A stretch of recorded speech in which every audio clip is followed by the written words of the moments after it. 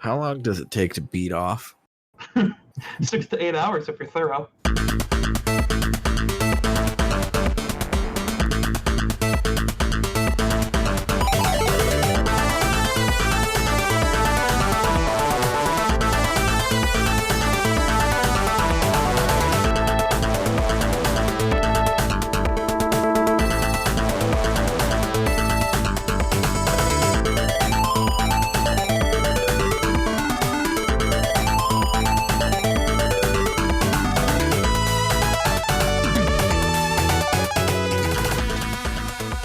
Welcome to the JRPG Canon, the ongoing project to document the first slice of a JRPG, talk about why it works and what's fun and all that stuff. If you'd like a better intro as to the purpose and the idea behind the series, check out the first 2 episodes on Final Fantasy and Dragon Quest, and then come back to this one. I am Sam Allman, and today is another commissioned episode on the classic RPG Maker 2003 game Off by Mortis Ghost. This episode is brought to you by El Tantavi, and joining me in the discussion is Jason of Cerebral Wind. Say hi, Jason. Hello, everyone. Jason, so you had said that Off was on your backlog for forever? Yeah, I have distinct memories of watching Markiplier's playthrough of it when the game came out. Mm-hmm. And since then I've been meaning to play it, but I never had the time or a reason, and I didn't know it was free. Yeah. That's the best thing about ancient RPG Maker games is it was pretty illegal to make RPG Maker games, which we'll get to in a second, but so therefore it was definitely free because it was a whole can of worms to ever try to do anything not free for it. But I had heard about Off the third time that Rizzo called in sick to this podcast. So we were looking for short games to play as bonus games. We had played Space Funeral and Eternal Senia, both RPG Maker games. So I was looking for other RPG Maker games that were as good as Space Funeral and Eternal Senia, and basically everyone talked about Off and how great it was. I saw Off and I thought it was off-putting in a but like in an intriguing way. So I sorted away as something to come back to if we ever needed another bonus episode. But we had moved away from doing bonus episodes like a couple of months after that, and we changed how we did everything, so we never had a chance to return to it. But now we do, and now we get to talk about it. So let's listen to some of this fantastic music by Elias Conrad Coldwood. That's what it is. So we're going to listen to some Elias Conrad Coldwood music from this game, and then we're going to talk about the various histories behind Off and how it came to be.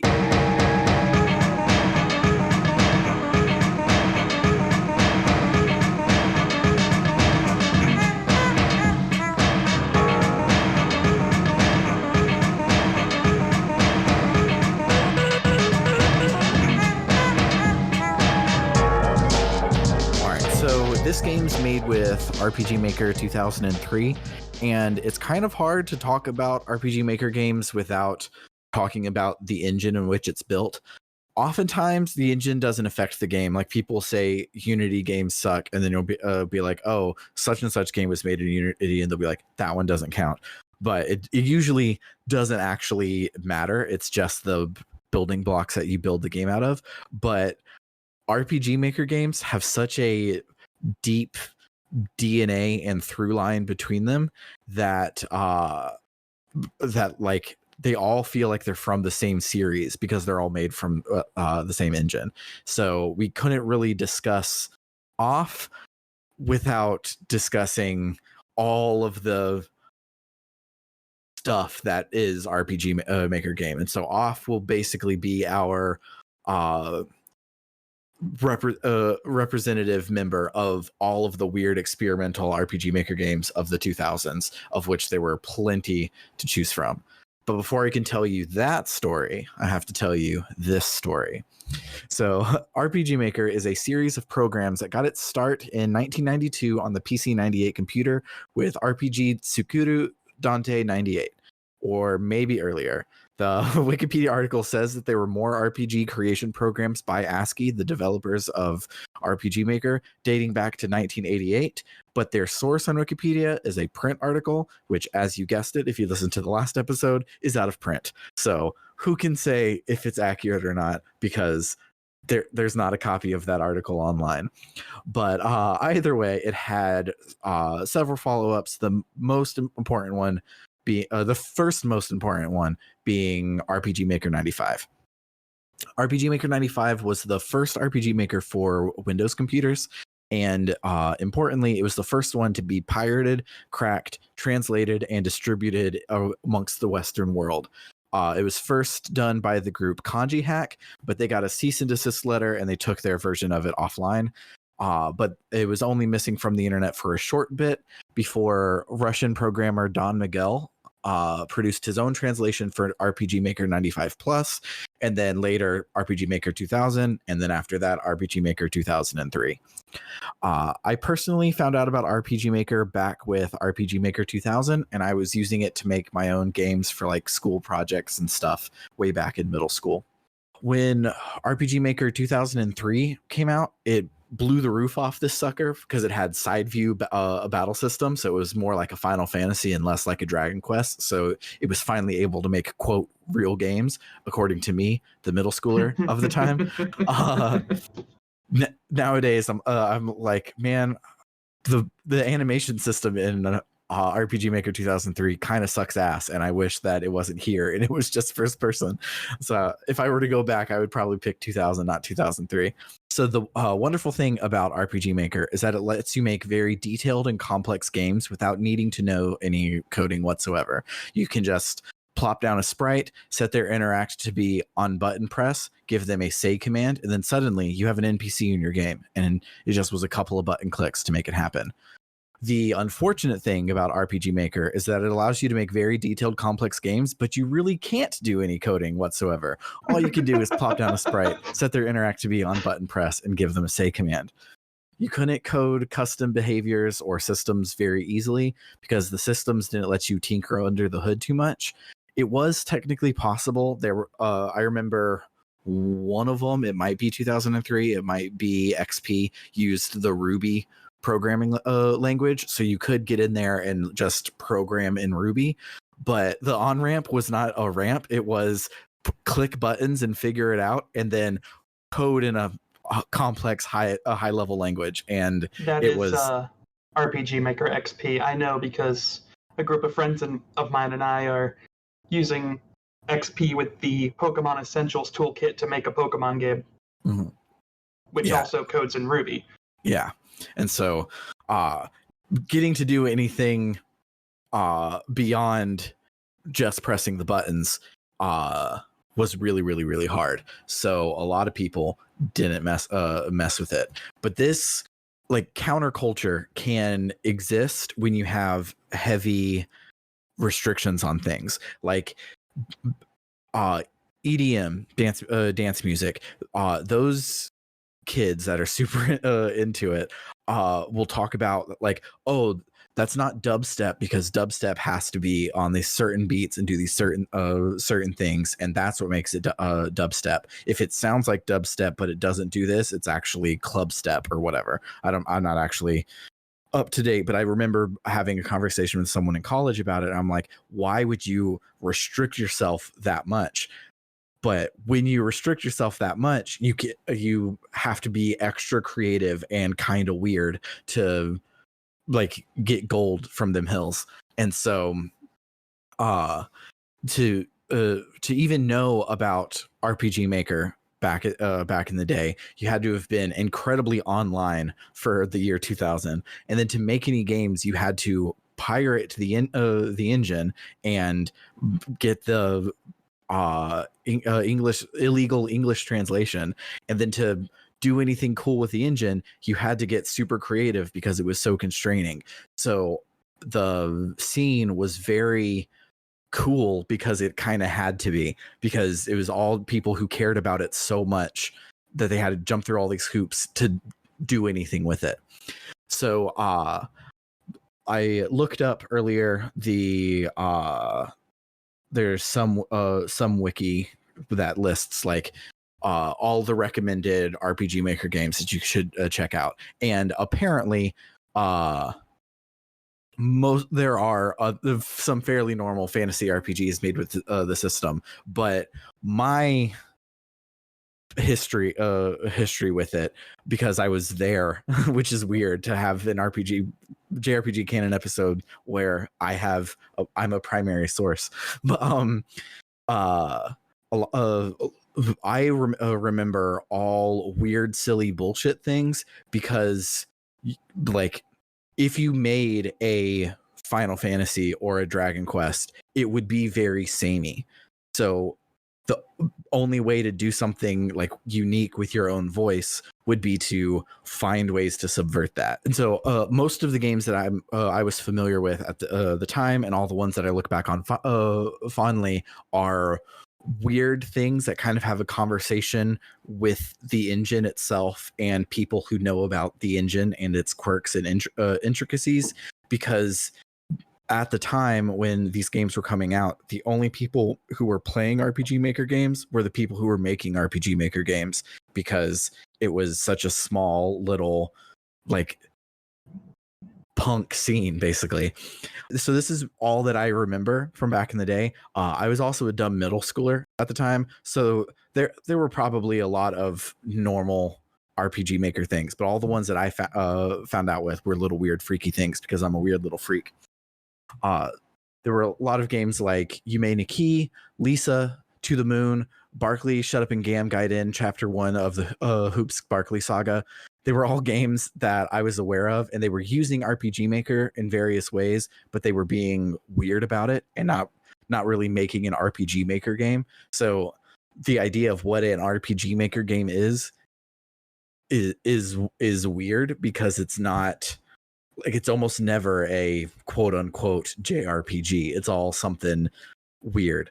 I already mentioned Space Funeral and Eternal Sinia. We've also covered Dusk to Dusk, The Yokai's Cursed, and Escape Chasm on the podcast. We're covering Super Lesbian Animal RPG right now. Basically, in none of these, maybe Eternal Sinia if you squint, but not really, is a regular JRPG. Most of them do some weird stuff, because that's the only way you could do something fun in this thing.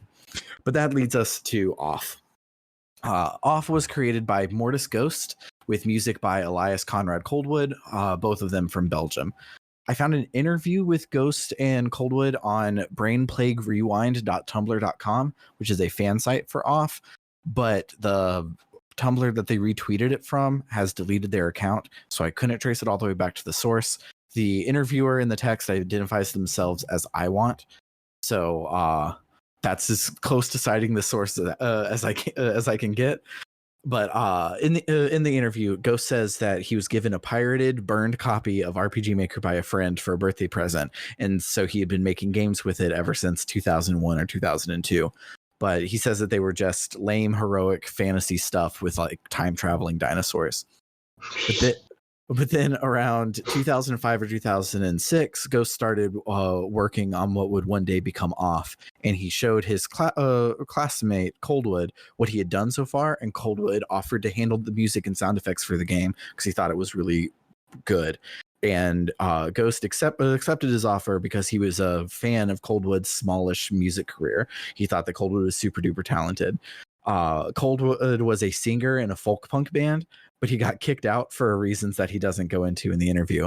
So he started dabbling in electronic music, and he had released several tracks in the years leading up to them meeting at school and becoming great friends. When he was asked where he got his inspiration for Off, Ghost says that at the time, so many RPG Maker games were just taking assets from other places and mixing and matching them, and he wanted to do something wholly unique.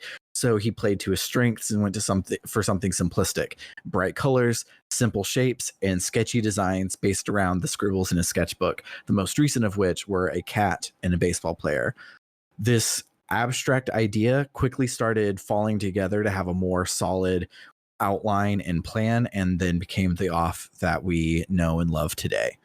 So let's talk about the Off that we know and love today.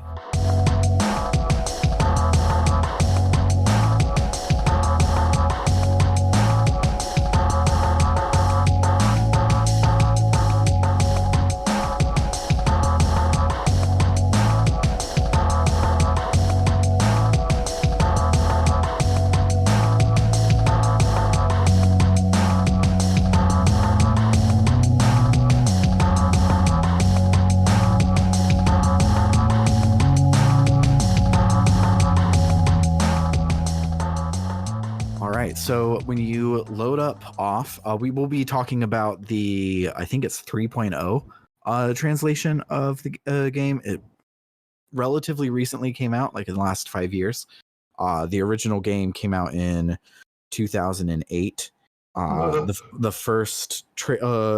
first English version came out in 2012, and then I think it was either 2018 or 2019 when this version of the translation came out. So that's the one that we'll be talking about. If there's anything different from the one that you remember, we probably just were playing a different translation, or you were playing it in French because we don't speak French. So when you first start up the game, it's one of the first screens says the music and sound effects are important in this game, so make sure you're not playing on mute, which is really cool because they are super important. And then it asks you to name yourself, tell them your name, and you type it in. Then it asks if you're a boy or a girl, or I'd rather not say, which I think is great. Love some non-binary inclusion in the in the year of our Lord 2008. After choosing your gender, it tells you that you've been assigned to a being called the Battler. Not the Battler. That is Human Echo. The Batter. The Batter is on a mission, and be sure that it is accomplished. For more information, find the one called the Judge. When you get to the next screen, you see the Batter at the bottom, and he speaks directly to you, the player, and he says, "To move my body, press the arrow keys." So you find out that you are in Zone 0, and we walk forward a little bit, and you meet this cat, and he says that Zone 0 doesn't have any living beings, so we must be a figment of his imagination. Batter says, "I'm the Batter, and I've been entrusted with a sacred mission." And first the judge asks, "Who are you?" And Batter says, "I've been entrusted with a sacred mission." And the cat goes, "I wasn't talking to you. What is your name, controller?" And then the Batter goes, "Oh, his name is Sam. He can't talk to us," which is cool. Batter says that he must purify the world, and he's going to go off and do that thing. Once you get control of the Batter again, you can walk around, and right in front of you is a door. And when you go through it, you're greeted with a code on the wall, 44828C. You can't really do anything else in the room, so if you leave and you poke around a bit, you see that there's an obstacle that you can't pass, a chest with a luck ticket in it, and a ladder going up where the judge is waiting on you. He says that the Batter might actually be flesh and blood, and that's bizarre because this would be the first living being that he's ever encountered in Zone 0. He had assumed that Zone 0 was an empty land, but he must have been led astray. He says that while Zone 0 is empty, the other zones have tons of creatures, and some will be hostile, so he offers us a combat tutorial. It being an RPG Maker game, the combat is relatively straightforward. You have attack, competence, and objects. Competence are your special talents, and objects are just items. Otherwise, as far as I played so far, they might do something special and different later down the line. Right now, it's just your standard RPG Maker combat. In the next room, there are more numbers on the wall, and the cat says that we must use our brain to figure out how to proceed. There are 4 blocks in the room that are different than the other ones, and if you tap on them in the order on the wall, the way forward opens up. In the next room is another puzzle, and it's not as simple. It has the numbers 126, 823 on the wall, but with 8 switches in 2 rows of 4.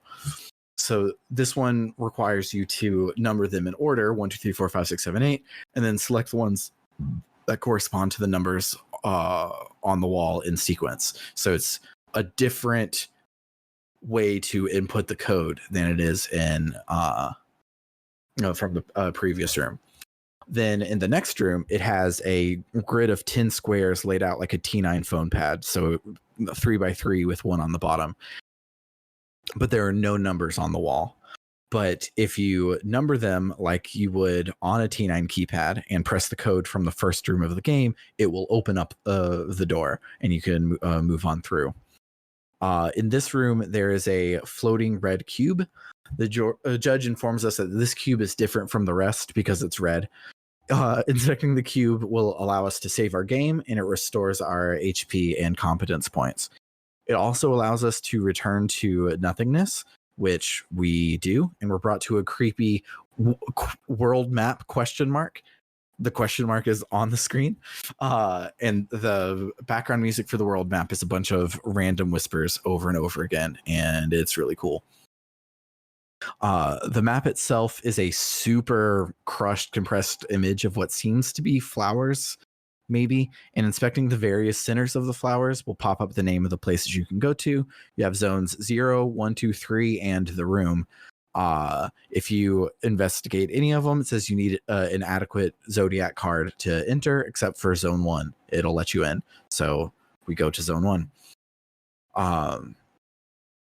The space that we're teleported to is much like zone 0, but it's green colored. I also didn't mention what zone 0 looked like. It is squares, bright yellow squares, and that's about it. It is very, very simple and abstract. But zone 1 is now green squares everywhere, and it's raining in zone 1. There is a red cube near the entrance to take us back out if we want to, but otherwise there's just one way forward. The next screen has a tram on it with some NPCs we get to talk to, who tell you that the tram can take you to various places in zone 1, and on the wall behind the tram is the word Elson. If you investigate the tram, it'll let you choose your destination, which is just Damien. So if we can go to various places right now, we only can go to Damien.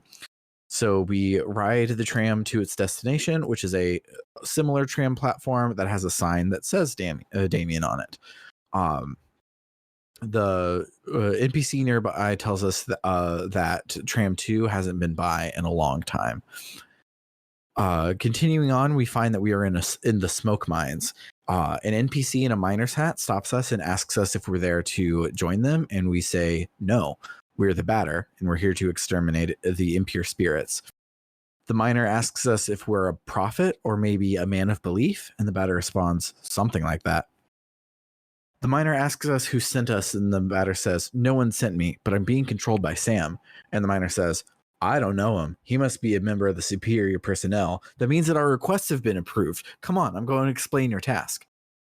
The screen becomes a full screen pixelated diagram of miners and their various tools, and the miner explains, you are here in the smoke mines of Damien in the south of zone number 1. We send laborers into deep tunnels to unearth metal from the ground, freeing the trapped smoke from the depths.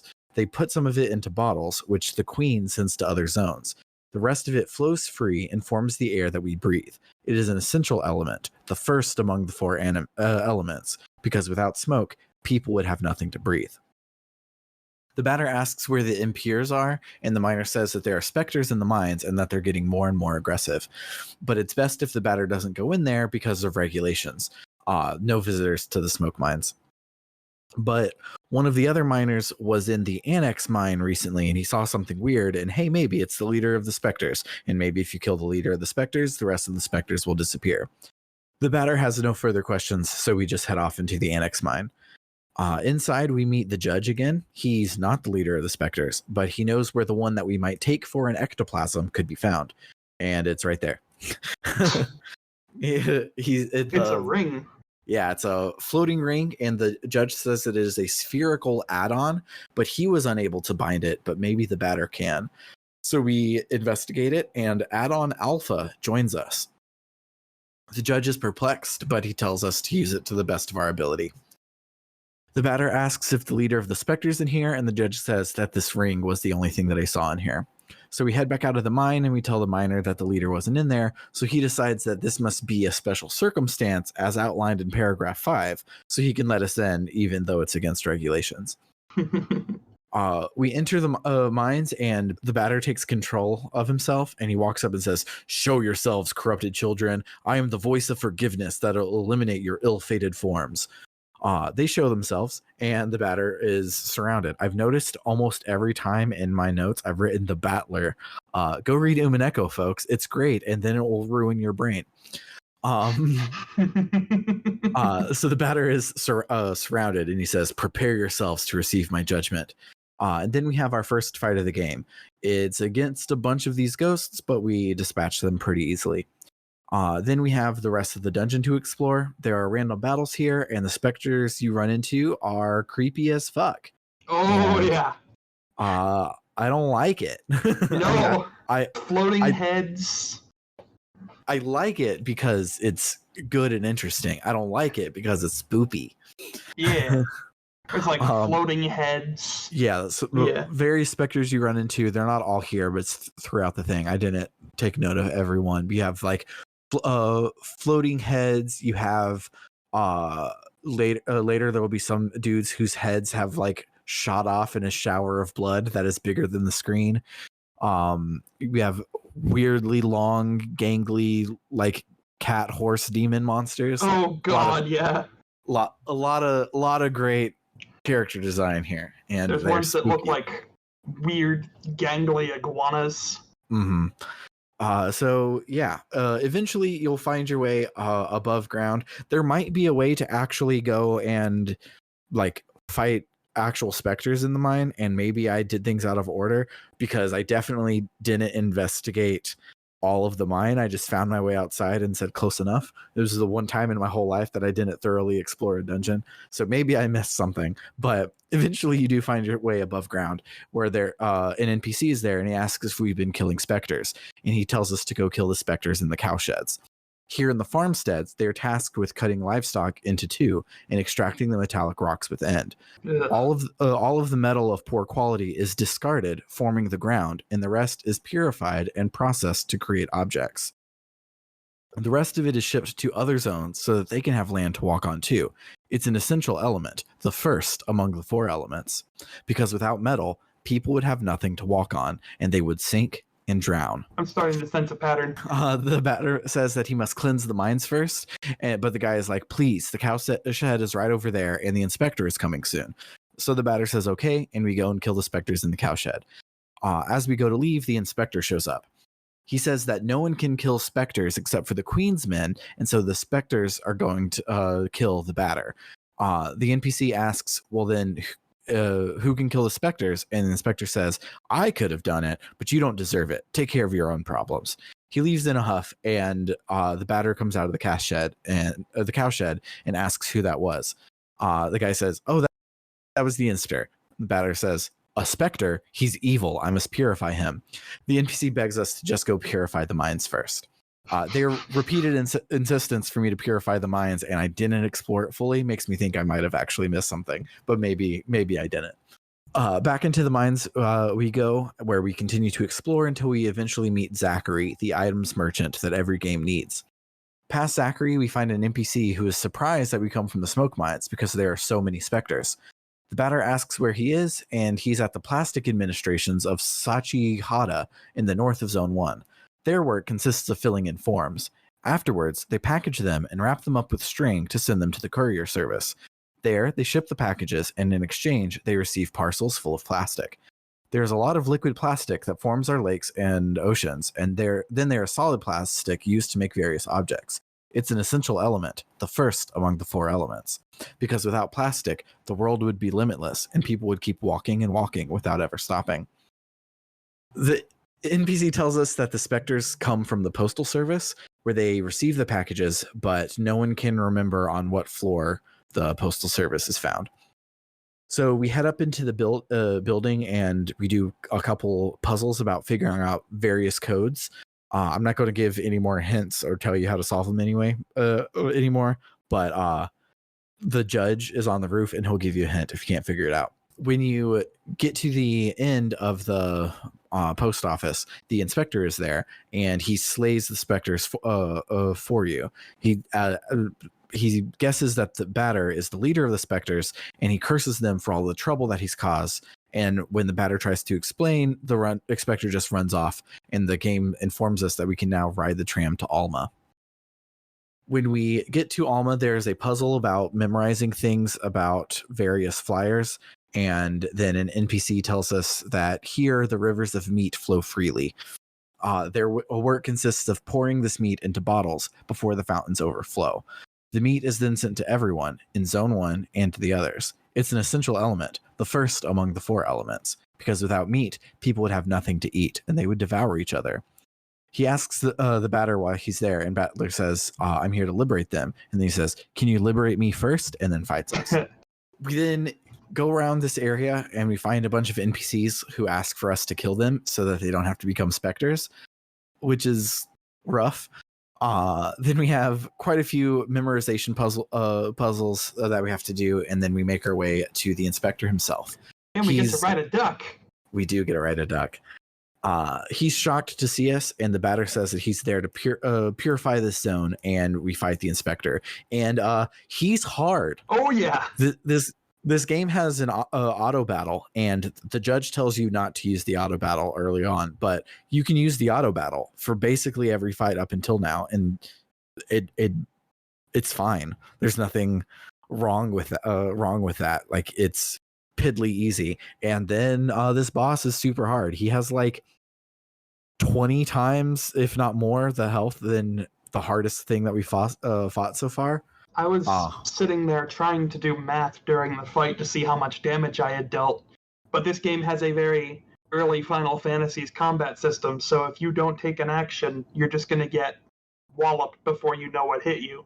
Mm-hmm. But I calculated at least 3,500 to 4,000 damage I dealt before he finally went down. And most things have like 60, 70, 150. Yeah, like not a whole lot. And this guy not is a lot, huge. no. And he hits pretty hard. I was having to heal up constantly, fight constantly, use all of my items a lot. It was rough. Yeah. After we do eventually kill him, the batter says, I have purified this zone, and then everything fades to white. Then we see a small room where a baby or a grub or some variation thereof says... Some young, immature creature. Yes. He says, that started badly. And then we're back to the world map. And that's the first main loop of Off. There are, as we mentioned earlier, 4 of these. And this is the first one. So let's listen to some music and then we'll talk about this game.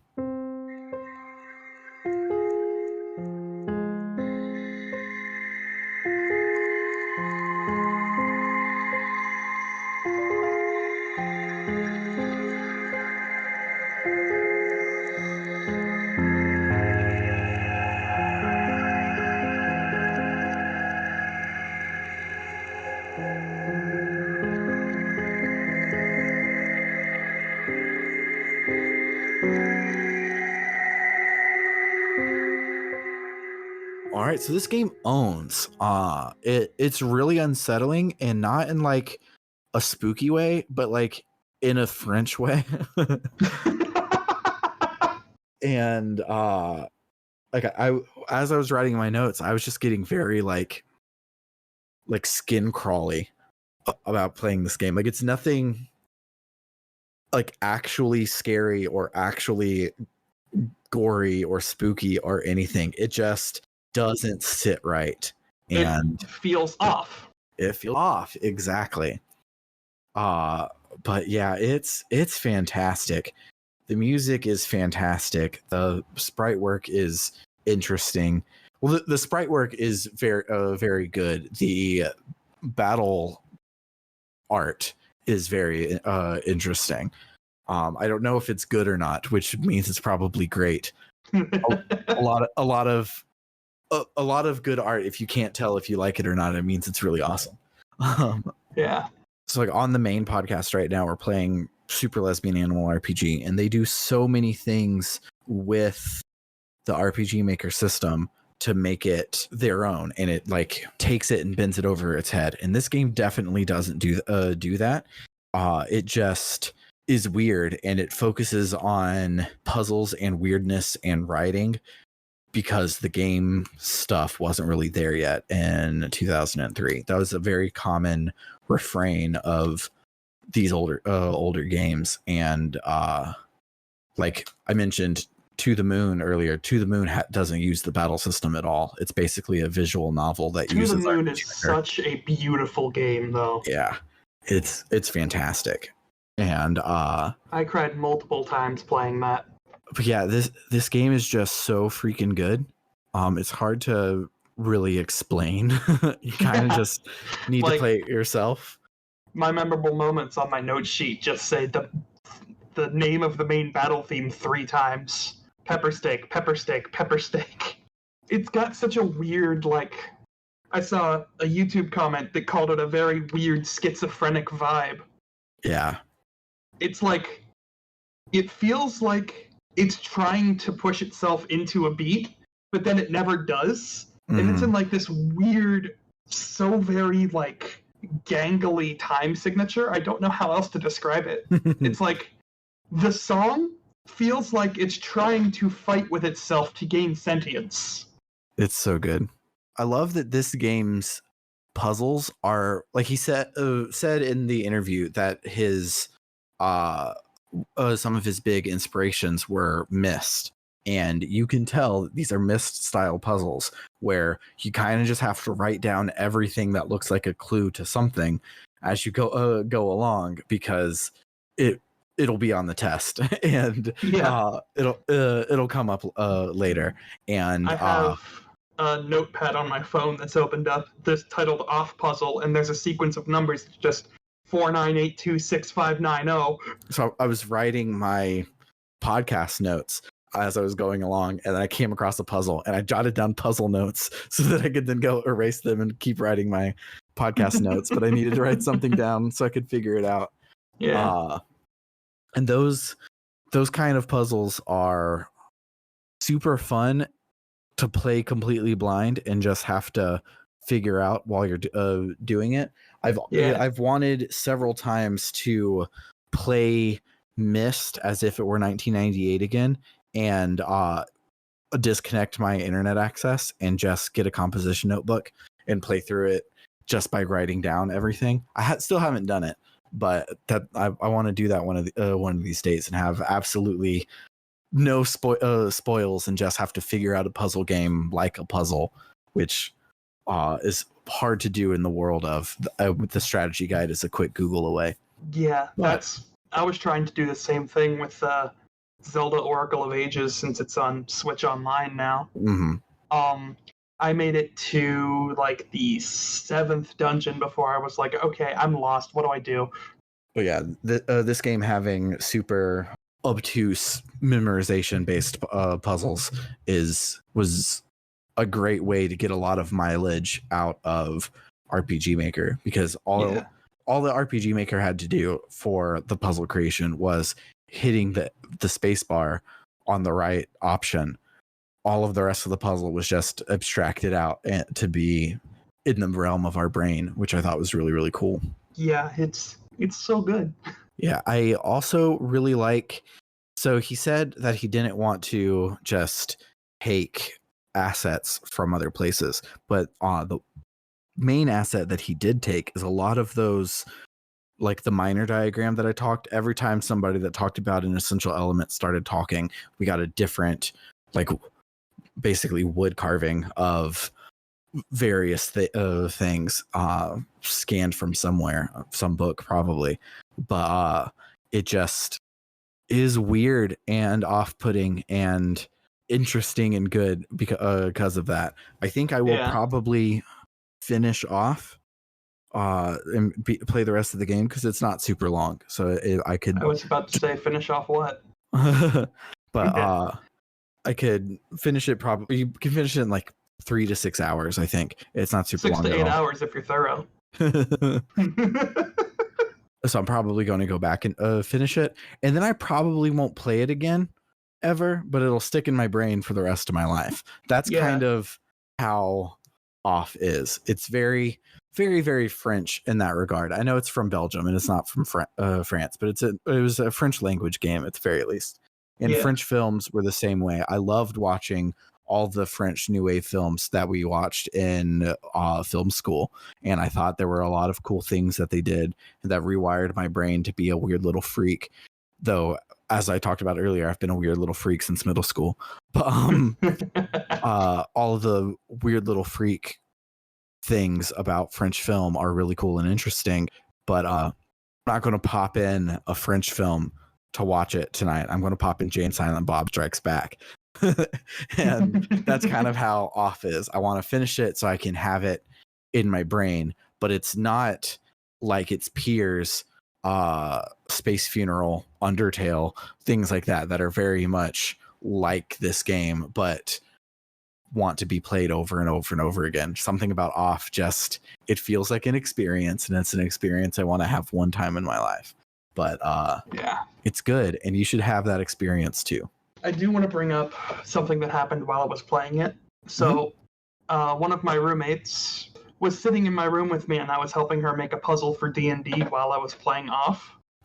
And I ran into, as I've dubbed them, the meat lizards. The giant, gangly crocodile things that pop up out of the river of meat when you're riding the duck. And she looked over my shoulder and went, "What the hell is this game?" And I was just like, "It's Off. Like, this is just how it is." Yeah. But there were so many enemy designs that just had me have to step back and go, "Holy shit!" Yeah. What is that? Definitely. I want to almost call it the child-friendly Silent Hill, but like, it's not child-friendly at all. Yeah, it's not really child-friendly, but it's great that you picked up on Silent Hill, because that's another one of his main influences. He says that this game was basically Silent Hill 2, Killer 7, and Myst all chopped up in a blender and put through RPG Maker. I wouldn't say it's child-friendly, mostly because the inspector, Dedan, his name is, he drops a fuck word every other sentence, so... Yeah, but yeah, it's also pretty fucking creepy, so I don't think it would be good for kids. But if you have a weird little middle schooler that wants to hear us swear, and probably let them play this game and send them down a weird path. Yeah, this game and Ebe, also an RPG Maker game, but an RPG horror game, came out at around the same time, if I remember right. I played Ebe completely blind for my own YouTube channel at the time. The files are gone and the channel is deleted. And I watched Markiplier play Off the same year, and I was just there like, I might be fucked up. But yeah, RPG makers are great, and most of them are free. Nowadays, a lot of them aren't free because there are official English releases of the engine, but a lot of the good shit from the year 1995 to the year I think 2008, RPG Maker XP finally came out, and that was the first one that got a English release. So there's a good 13 years of it was illegal to make RPG Maker games, so only weird little freaks did it, and those are all awesome. Yeah, and they're all free. Yeah. You mentioned earlier the Pokemon Essentials. So Pokemon Essentials was a plugin that you could get for RPG Maker that was cease and desisted to not exist anymore, except it exists everywhere and you can still find it.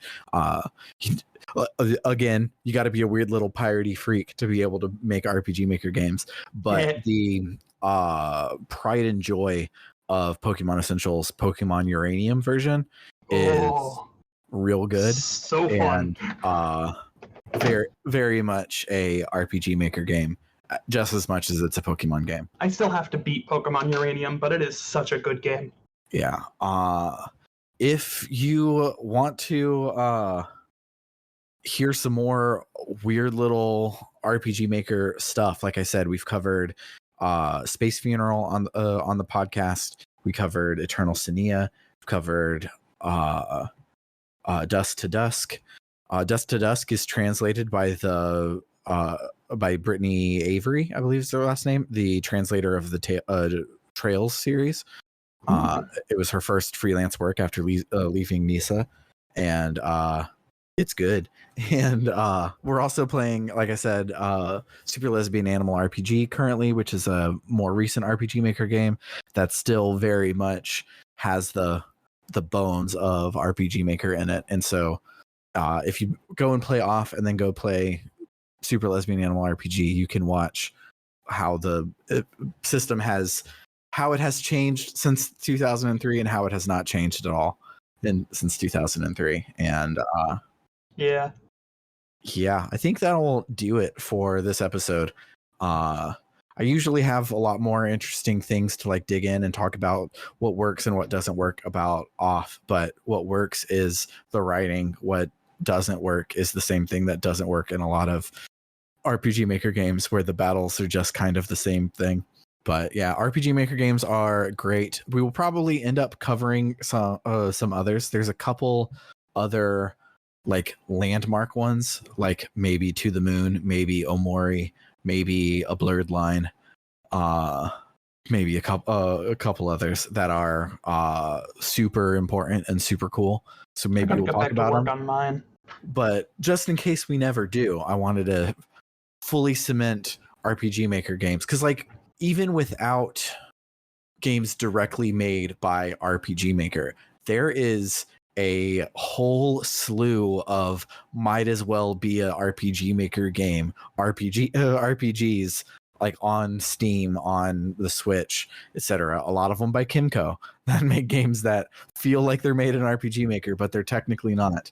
I know you couldn't make, say, Crosscode without having, like, I guarantee you they've made an RPG Maker game. That game just feels like RPG Maker. All of Zaboid games, I guarantee you he has an RPG Maker game in his portfolio. Like you can just you can smell it. And this was a very weird one, but all of them are weird ones to kind of point to as RPG Maker games. But yeah. So if you would like to sponsor a JRPG Canon episode, you can do so on the web at www.rpgbook.club. If you do so, it should be an RPG. That's the only thing I ask, but you can decide how much of RPG and how much of canon it is. I should at least be able to spin it as an entry into the JRPG Canon.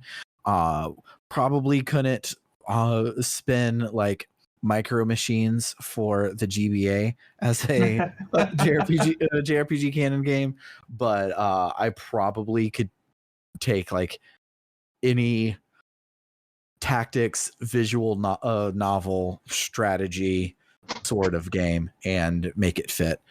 Besides commissioning the episode, you can also just make it a donation. So I just realized all of these episodes are now backer only. So if you're hearing this, you have just made a donation. But all donations will help us cover the cost for running the show and making it better and better. If you donate $1 more a month, you get access to our bonus feed, which you're here. I need to write a new outro for these. I just am realizing it. But if you donate $5 or more a month, you get your name shouted out at the end of every episode like this. Shout out to It's Claire Time, Frost Terror, Dragon Slayer 19, Floris, Kaldron, Freddie Rodriguez, Aaron 524, Jfro Prime, and Doho. And then if you love us so much, you can donate $20 or more a month to make me say a sentence of your choosing, to plug something, or just to make me say something weird. So shout outs to El Tantavi, who sponsored this episode, who wants you to check out critical-distance.com, an aggregator for games criticism and journalism. Shout out to William Taylor, who wants you to check out rpgamer.com, reviews for people like us by people like us. And shout out to Vimk, who wants you to play Legend of Legaia. Please, just somebody play it with them, please. And then shout outs to Carr, who is a dentist, so he's not plugging a website, but rather your own mouth. And he says to brush your teeth twice a day, most importantly, the time before you go to bed.